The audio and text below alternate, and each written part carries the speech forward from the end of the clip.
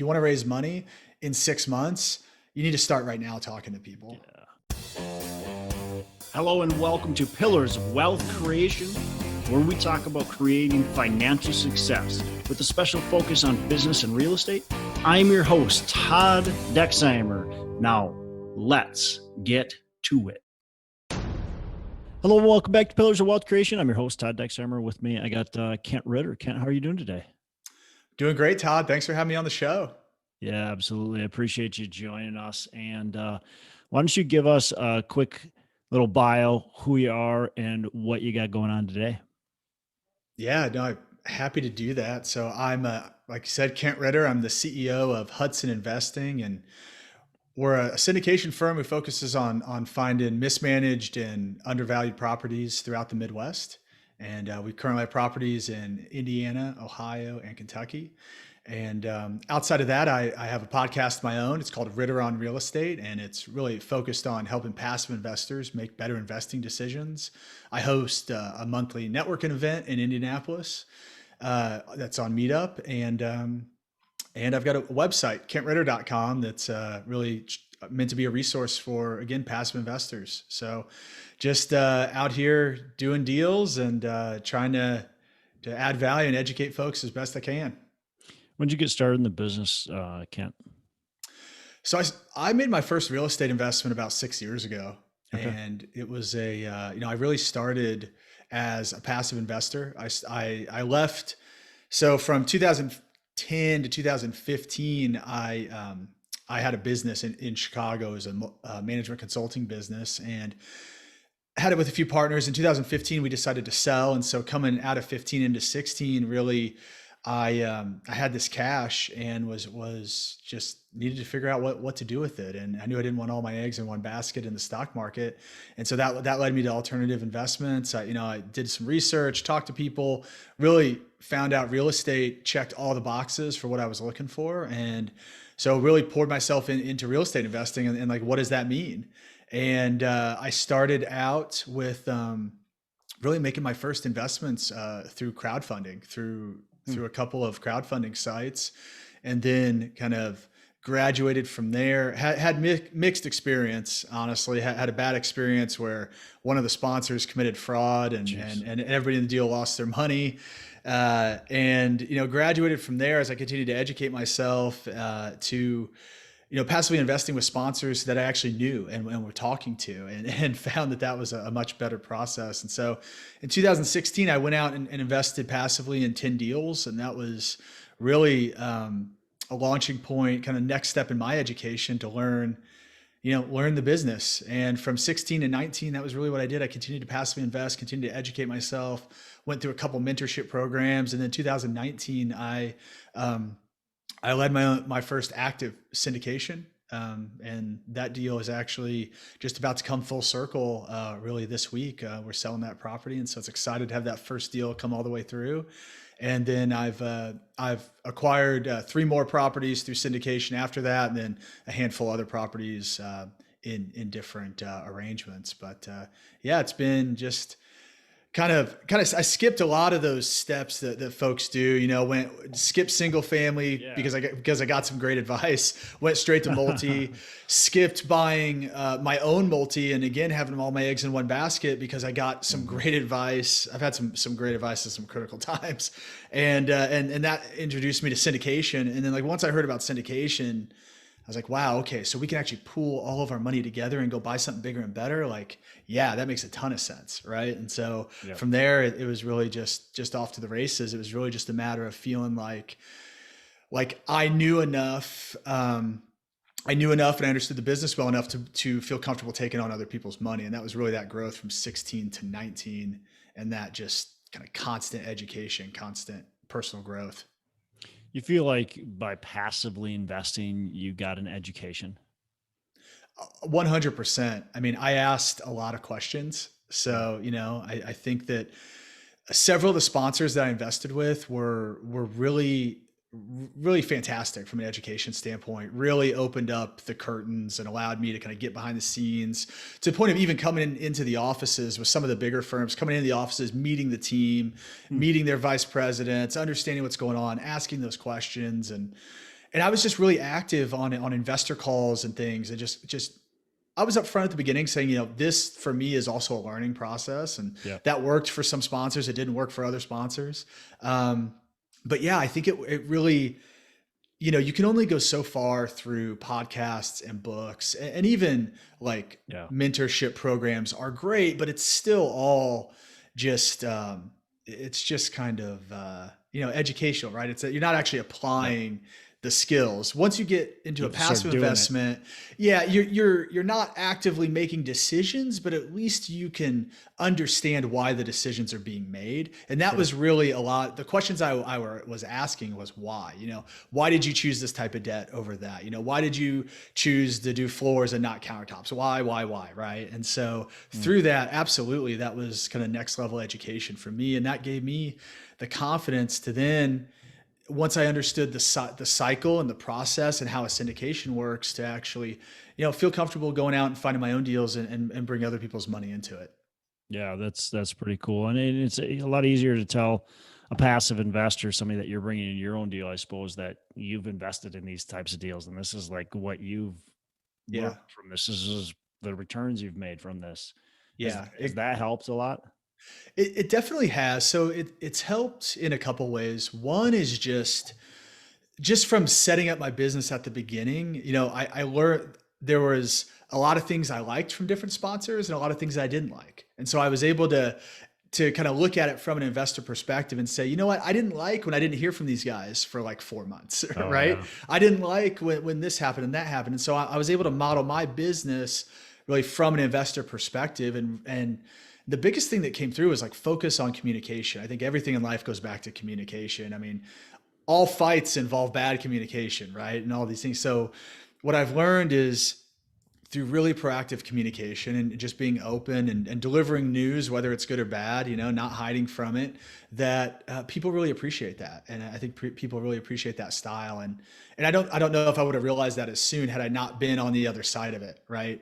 And been able to implement that in my business. So yeah, I think absolutely it's been helpful. And then, it helps to a certain extent to be able to, I think, let people know that I've been in their shoes. I understand, I've been on their side. I've been making these investments. I know it's a leap of faith, right?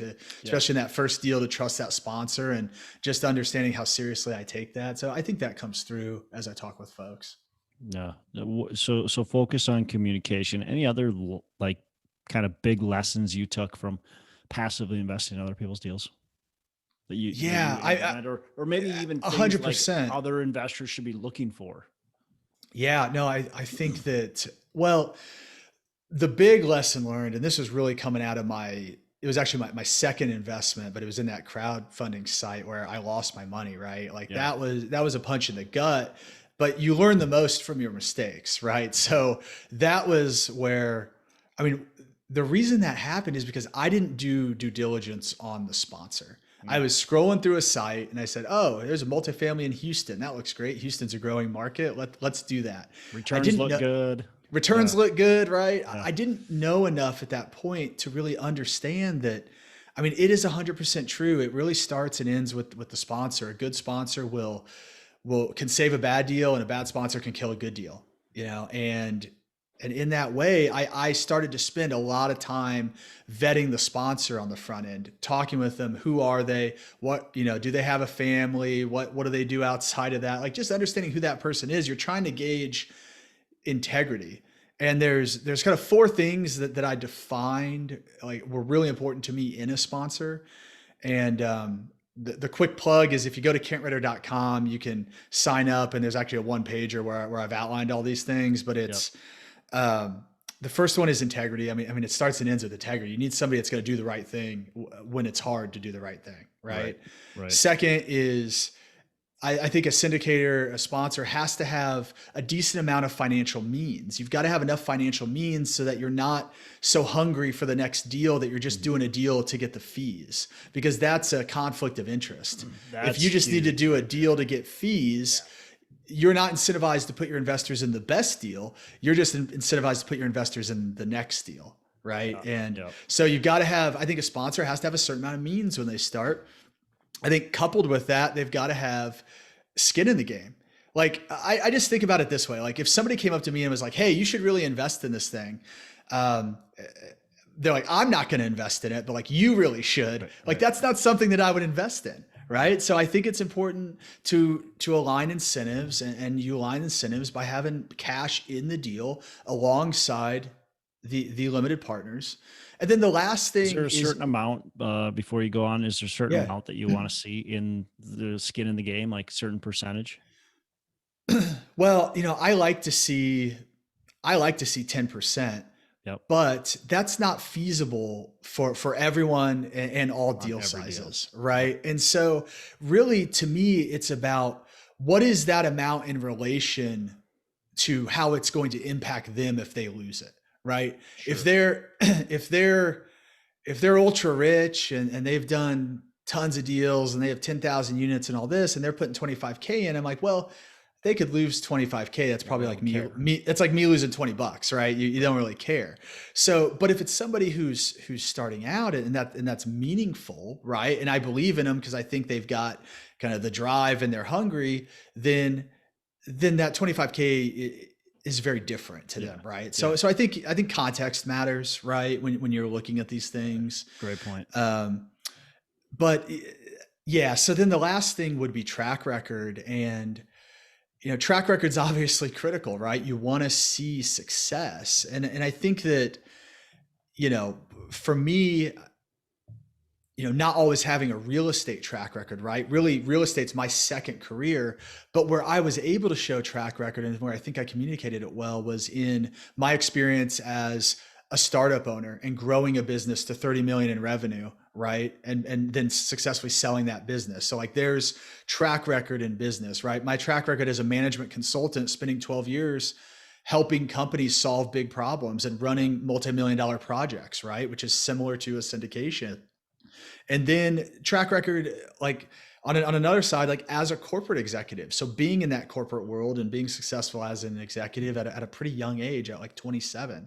So I think in several ways I was able to show track record before I really had a real estate track record, right?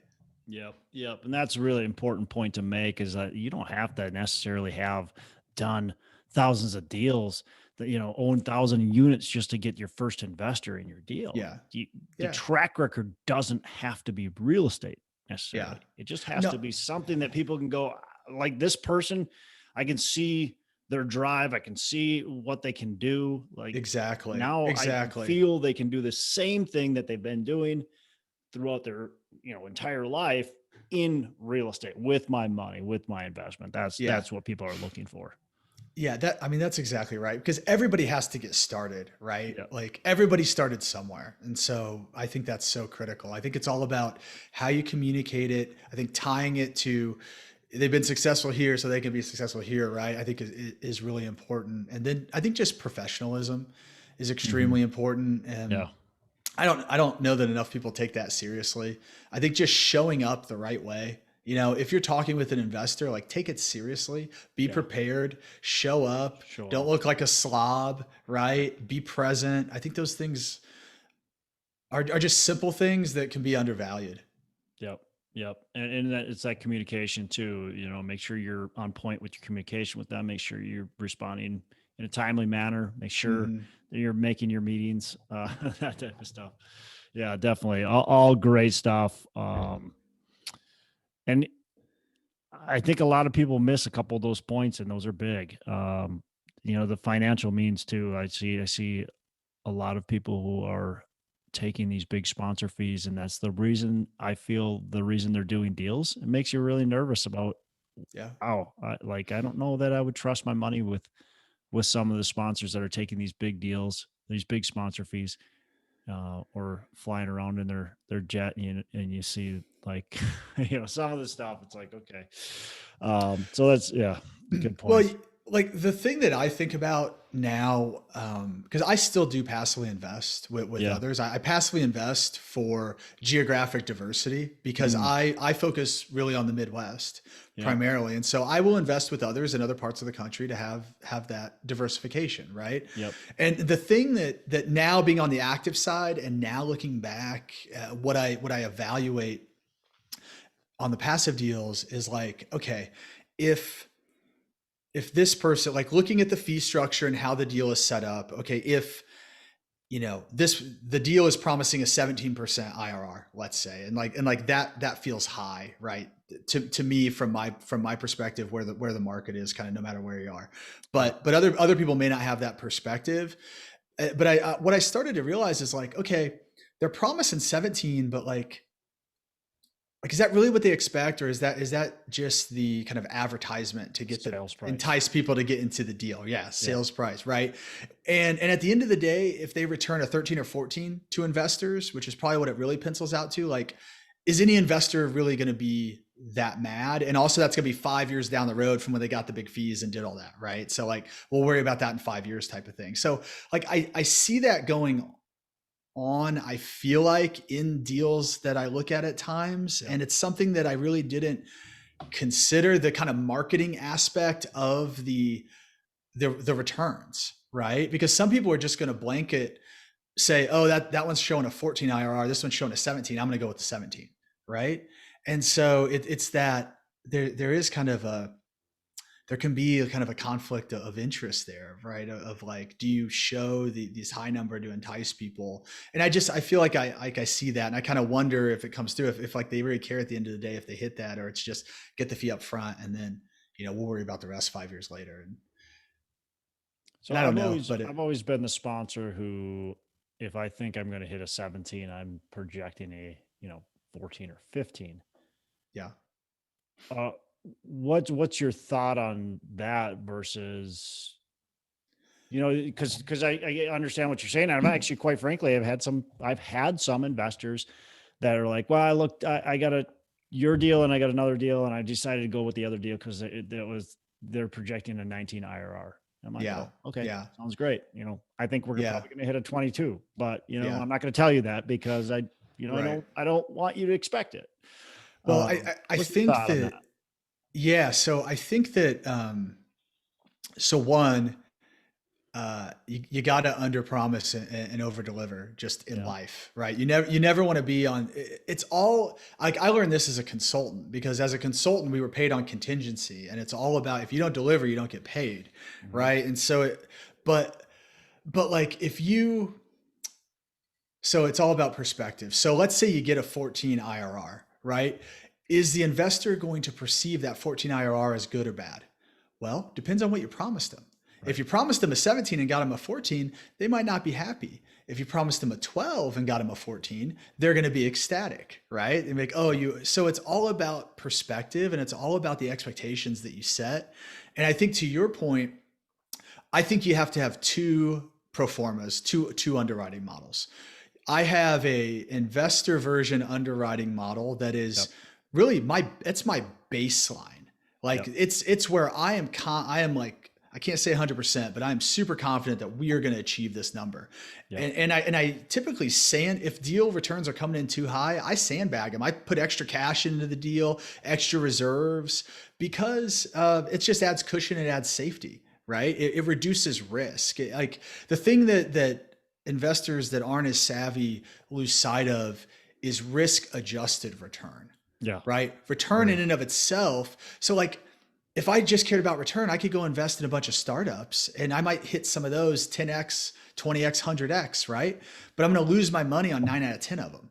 Right. Versus an apartment syndication where like we're buying largely businesses that have existed for 30 or 40 years making money, and we're just going to help them make a little bit more money in a value add strategy, right? Like it's already cash flowing, we're going to help it make a little more.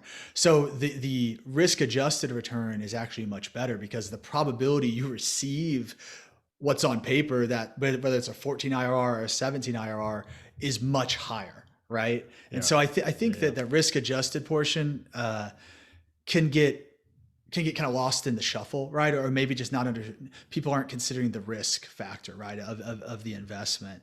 And man, I was going on a whole thing and I kind of went off, and now I'm trying to remember back to where we were. But I mean, I think the point I was making around just, the two underwriting models. So you got to have the baseline. Right. And so here's something I learned was, I just had one underwriting model. I had really sandbagged it, right? It was half of what I think rent growth is going to be.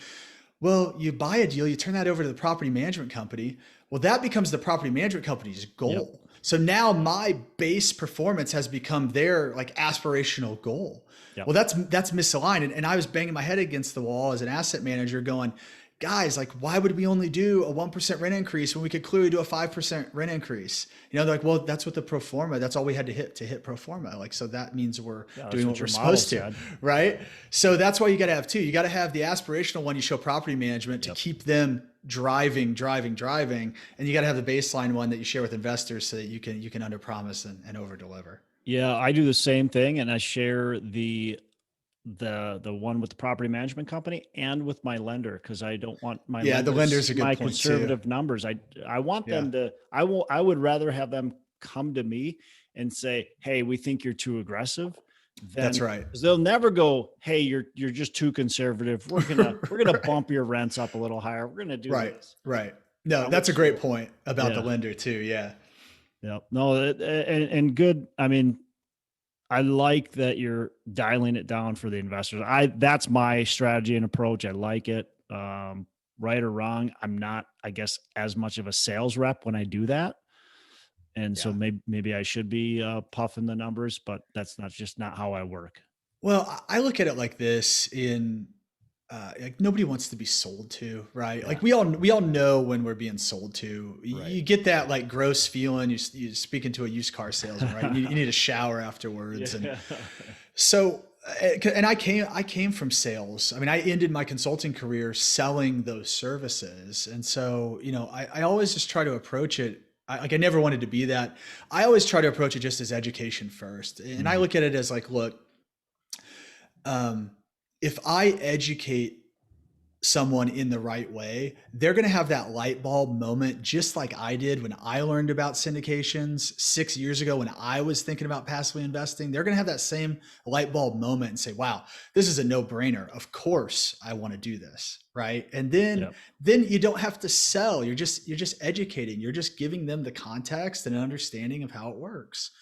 And I think if you can do that, I think when people do that, that's when they're successful raising money and, getting investors in their deal that they're aligned with. Cause I think that's important too, is like, you may not want certain investors to invest with you because their goals are not aligned with your goals. Their personalities don't align with you. You guys don't resonate. Right. And at the beginning, it's really hard because you're like, well, I don't want to turn down any money, but in reality, that's how I look at it. If I want people that get it when I educate them about the process and understand that there's a risk adjusted return and a reasonable number, to be achieved. I want people that are comfortable hitting singles and doubles and going around the bases and knowing that every once in a while we're going to hit a home run.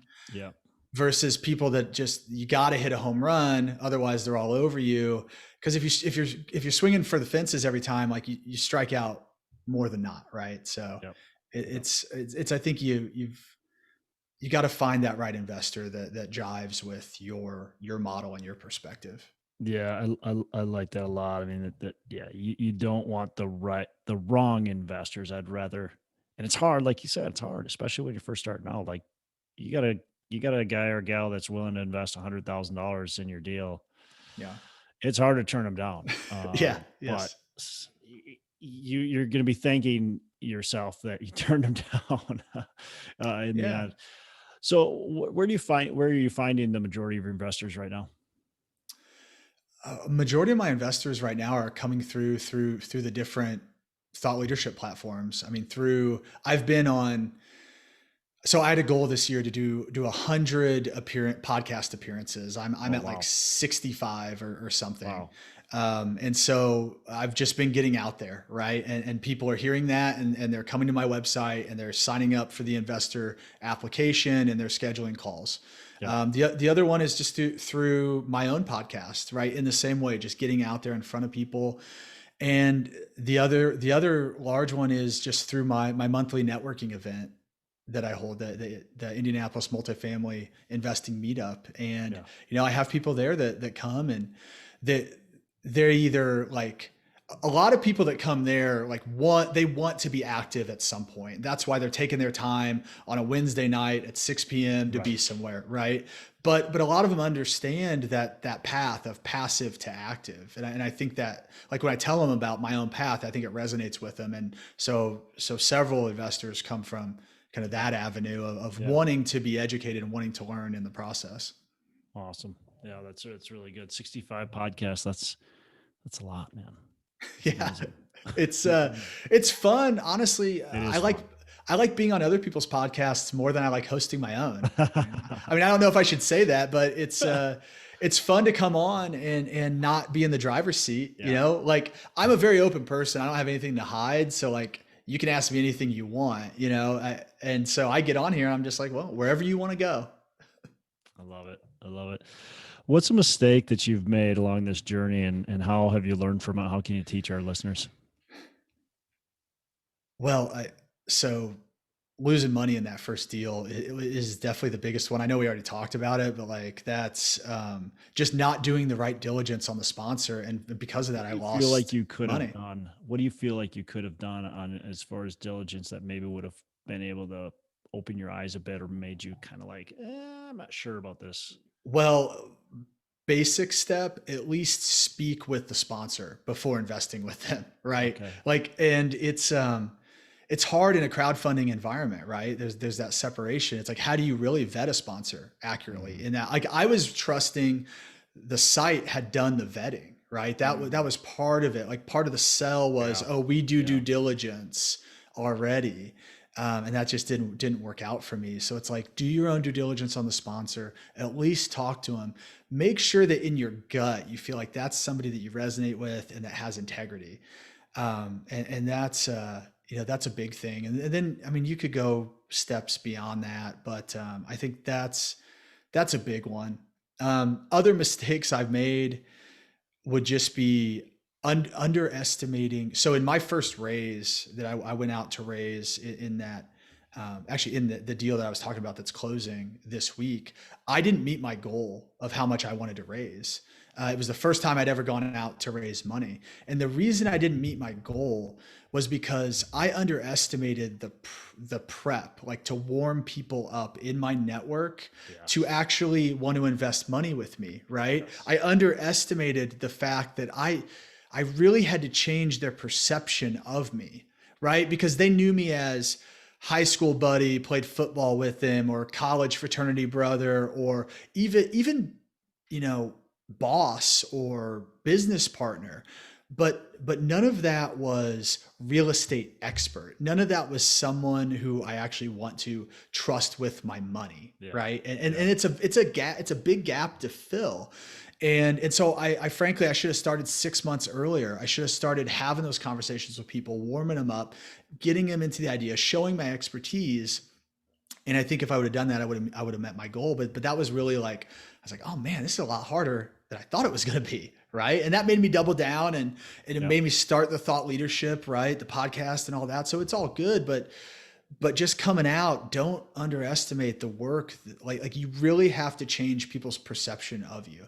And like, real estate has to become like part of your DNA. If you really want to be good at this, you got to be talking about it. You got to understand it backward and forward, and you got to understand it well enough to break it down simply for people. Because, there's a quote, like, the confused mind like makes no decisions, or something along those lines. And like, what I found was, like, this is a fairly complicated process, what we go through, especially when you add syndication on top of it.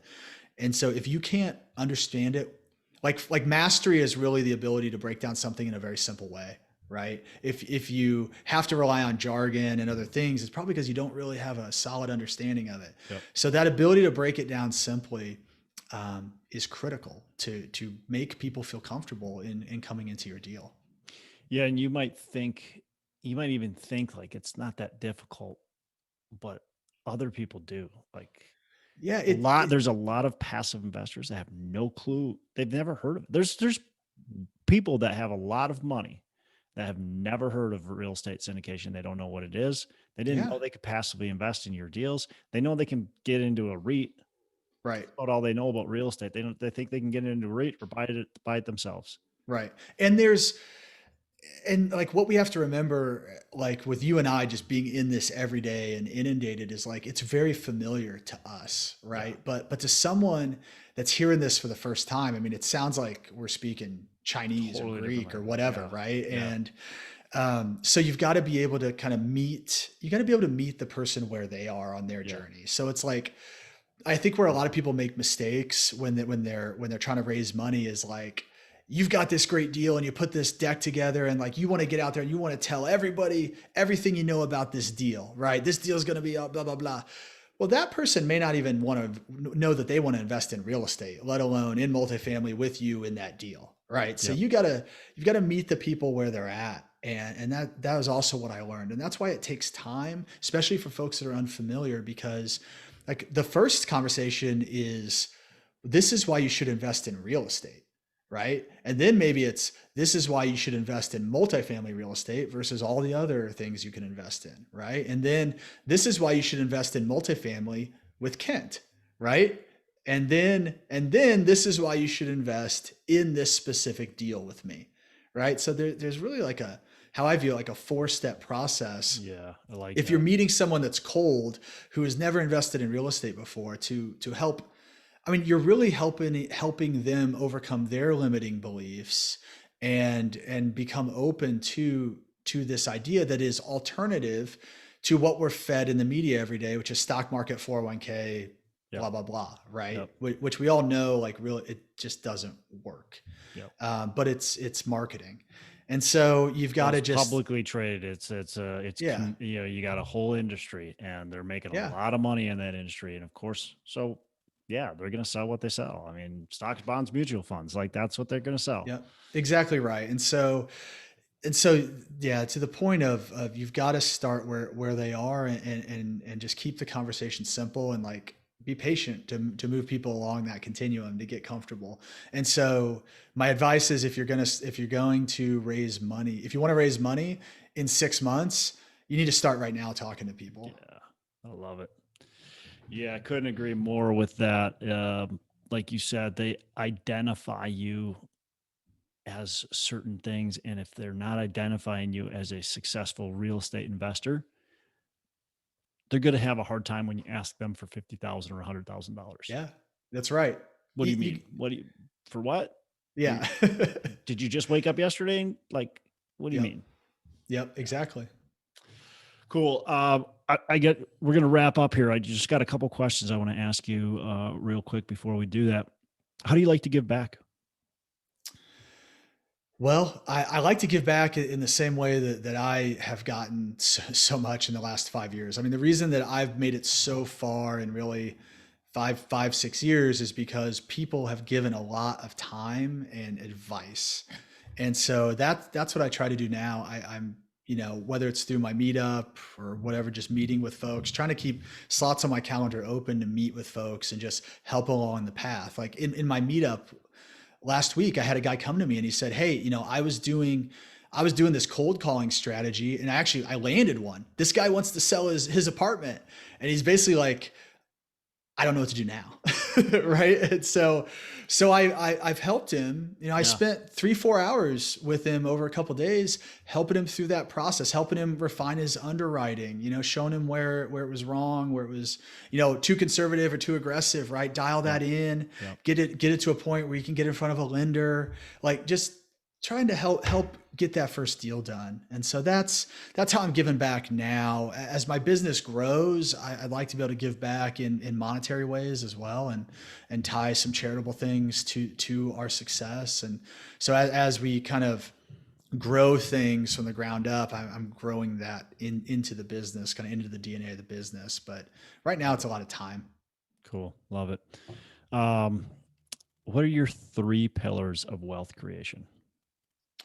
3 pillars of wealth creation, So man. 3 pillars of wealth creation. It can be, more of on the, I guess, on the spiritual or thought Yeah. kind of, or it can Yeah. be, how do we actually make the wealth? So whatever comes to your mind, what are your Mm. 3 pillars? Yeah, that's good. So probably a little bit of both. So one, I thoroughly believe that like thought the idea that thoughts are things, and it all starts in your mind, and whatever you're thinking is the direction that you're going to go. So, if you want to just create wealth or just be successful, you got to believe that you are, and you got to think like you are, and you got to be in the right headspace.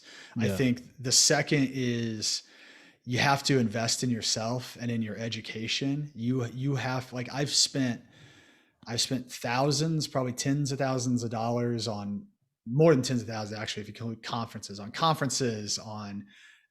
books, on mentorship programs, right? And then so there's investment of money, but also investment of time. I mean, you heard my story. It was really like a 5-year growth period to do my first deal that I was leading, right? And Yep. that was all education.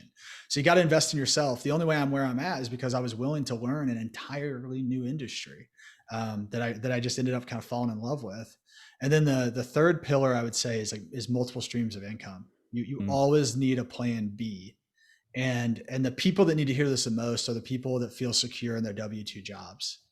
Because I've been a corporate executive, I've been in conversations in the room where they're making those decisions of, well, we had a bad quarter. Okay, what's the easiest way? Well, let's lay some people off, right? I mean, it happens every day to people that are unsuspected. And if you don't have a plan B, that's a bad position to be in, right? But if you have another income stream coming in, then you've got something to fall back onto. And I think that developing multiple streams of income, like for me, I have syndication, which is where I spend 99% of my time.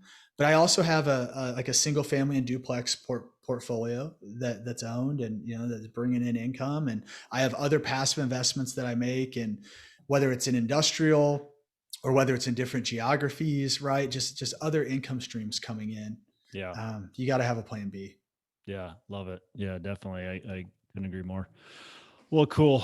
Kent, really appreciate you joining us and spending time with us. How can our listeners, how can they get in touch? Where do they go to learn more about you and Yeah. get your, I think you have some, you said maybe blogs or something that investors can look at. Yeah. So the easiest way, you go to my website, it's kentritter.com. And you can learn more about me. You can access my podcast, my blog, some passive investor resources there, that tip sheet, the 4 things you need to look for in a syndicator, right? That's kind of home base. The other thing you can do is you can listen to my podcast. It's Ritter on Real Estate. It comes out weekly, and it's anywhere that you can listen to podcasts. And lastly, I would say you can find me on social media. I spend most of my time on LinkedIn, but Instagram, Facebook. And if you want to get in touch with me, you can find me, you can message me, and I'm a pretty easy guy to get a hold of. Cool. Awesome. Well, again, Kent, really appreciate it. Thanks for spending time with us, and learned a ton, man. Yeah. Thanks, Todd. Appreciate you having me on the show. Have a fantastic rest of the day. Hey, thanks so much for listening. I appreciate you being a loyal listener. I would love to have you go on to our Facebook page and subscribe, give us a thumbs up, go on to iTunes or wherever you listen and give us a rating and review. Don't forget to subscribe. Your rating and review just helps us push this out to more and more people and continue to grow our audience and hopefully positively affect a ton of people out there that really need this and want this. So the other thing I've got for you is a free ebook on my website. So go on to venturedproperties.com, and download our free ebook on real estate and on syndication. And I've got some data points in there, some really good stuff for you. So I'd love to have you take a look at that. It's free. I'm not expecting anything from it. And also, look, if you want some help in multifamily, want some help learning, growing, getting your business off the ground, I would love to talk to you about what it would look like to work with me potentially and see if that's a good fit. So you can go to coachwithdex.com and check that out, and we can definitely have a call. Thanks a lot for listening. You make it a fantastic rest of the day. I'll catch you on the next episode.